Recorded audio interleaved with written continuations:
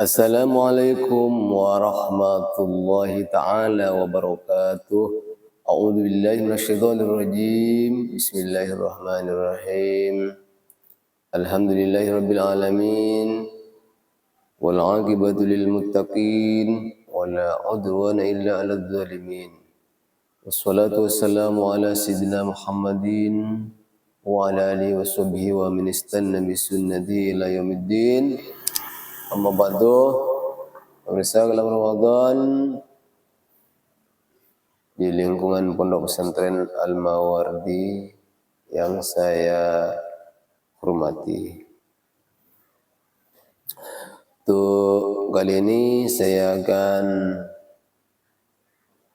membahas atau menjelaskan tentang masa kehamilan. Hamil. Alhamlu aqalluhu sittatu ashhurin. Minimalnya masa hamil itu yang sudah masuk kriteria ketentuan minimal yang bisa dipastikan masuk dalam kategori hamil sempurna.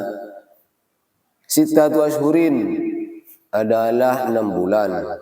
Walibuhu tis'u ashhurin.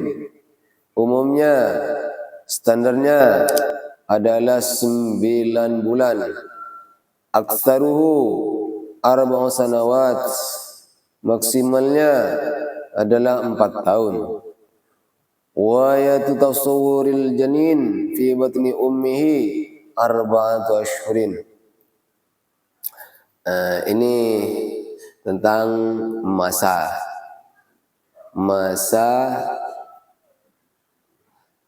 kehamilan. Jadi paling sedikitnya masa kehamilan 6 bulan, 6 bulan lebih 2 sedikit, yaitu masanya disetubuhi dan masanya melahirkan. Jadi 6 bulan, 2 titik. 1 titik ini adanya kesempatan melakukan hubungan biologis sama istrinya, dan masa adanya kesempatan untuk melahirkan.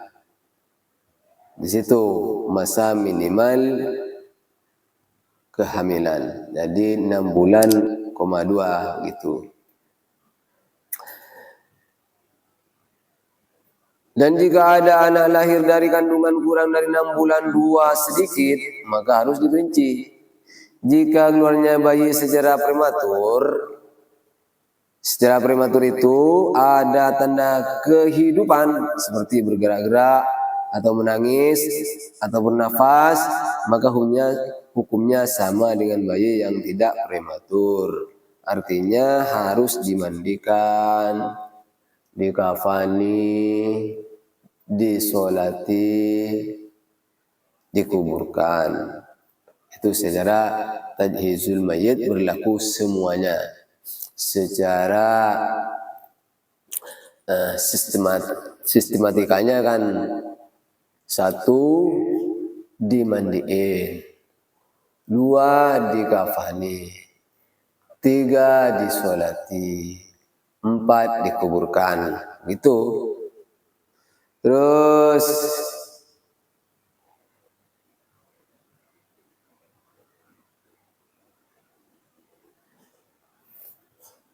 jika keluarnya bayi secara prematur itu sudah mati, keluarnya dalam keadaan sudah mati, maka jika sudah jelas wujudnya karena ada garis-garis, maka wajib dirawat atau dikremasi saja dan tidak usah disolati. Dan jika tidak jelas wujudnya, maka tidak wajib dirawat. Kalau masih berupa darah, darah kental. Misalnya, kan maksud saya yang prematur, bahasa Maduranya kelabuan, keguguran. Itu kalau tidak jelas wujudnya masih berupa darah. Nggak usah disolati, cukup dikremasi saja.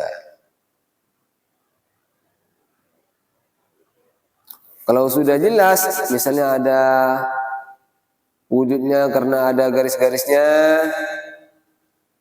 wajib dirawat. Dirawat biasa. Dibungkus. Kan biasanya segumpal daging itu. Kan makin hari makin ada tambahan perubahan fisik.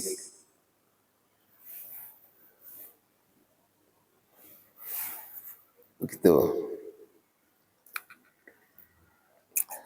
Jika keluarnya bayi secara prematur itu sudah mati, maka jika sudah jelas wujudnya karena ada garis-garisnya, maka wajib dirawat atau dikremasi saja dan tidak usah disolati. Dan jika tidak jelas wujudnya, maka tidak wajib dirawat. Jika lahirnya bayi itu lebih dari 6 bulan, berarti sudah tidak prematur lagi nih. Maka wajib dimandikan, dikafani, disolati, dikubur. Baik keluarnya sudah mati atau masih hidup. Dan meskipun tidak jelas wujudnya. Karena masa minimalnya kandungan sudah dilampaui. Begitu. Sudah bukan prematur. Walaupun mati keluarnya. Walaupun tidak jelas wujudnya. Wajib disolati. Itu. Adapun umumnya usia kehamilan itu 9 bulan dan paling lamanya adalah 4 tahun. Jadi jika ada perempuan diceraikan suaminya dan dia tidak kembali lagi dan di situ belum sampai ada 4 tahun dari dicerainya oleh suaminya, dia melahirkan, maka anak itu tetap milik suami yang menceraikan dia. Atau perempuan itu menikah lagi, tapi anak yang lahir itu tidak mungkin dari suami yang kedua, sebab keluarnya anak itu kurang dari 6 bulan dari menyetubuhinya suami kedua, maka anak itu tetap ditemukan nasabnya kepada suami yang pertama. Begitu. Jadi kita harus ekstra hati-hati ini. Kalau kita nikah misalnya ternyata X atau pernah yang dinikah itu adalah perempuan yang dicerai oleh suaminya. Ternyata sudah berisi kandungan, isi janin, tapi tidak dijelaskan, tidak terbukalah yang namanya perempuan itu.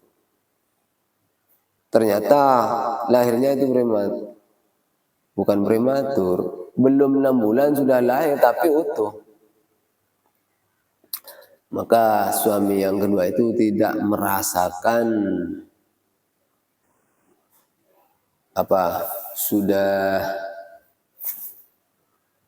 melakukan hubungan sebelum itu, maka tetap nasabnya kepada suami yang pertama. Jadi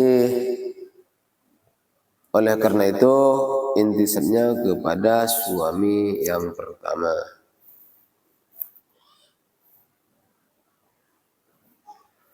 Para pemirsa, khususnya kaum ibu yang dirahmati Allah Subhanahu wa taala, tentunya yang mau mengharapkan atau menginginkan anak laki-laki, kalau mau melahirkan anak laki-laki, ini ada trik ya, ada sebuah amalan dari sebagian ulama.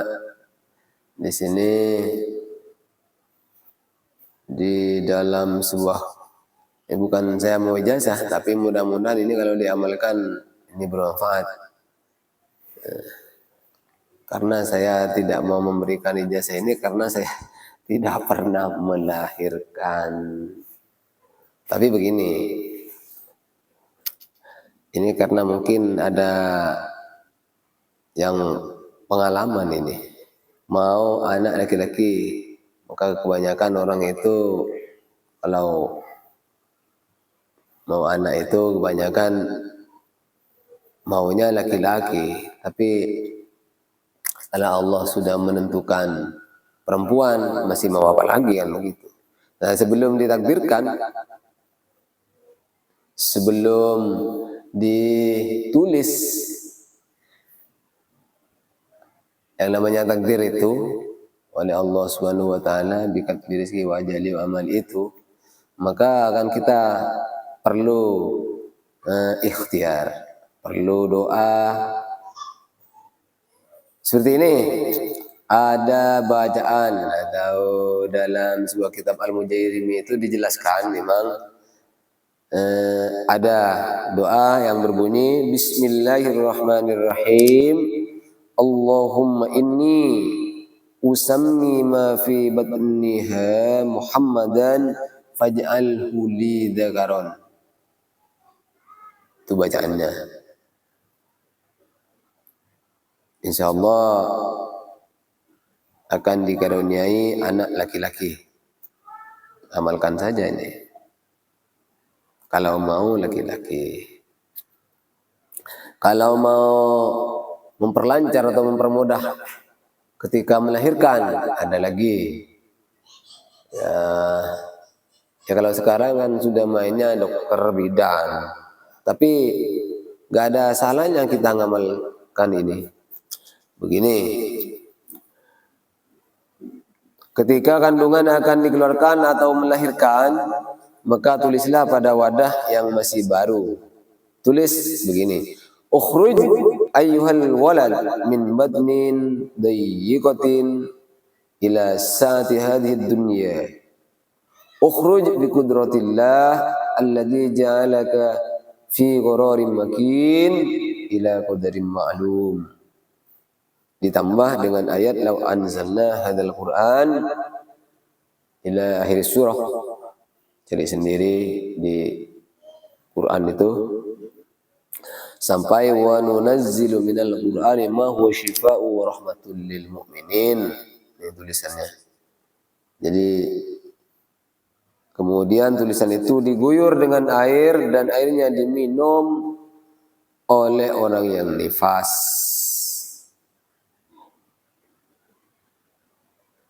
yang akan melahirkan,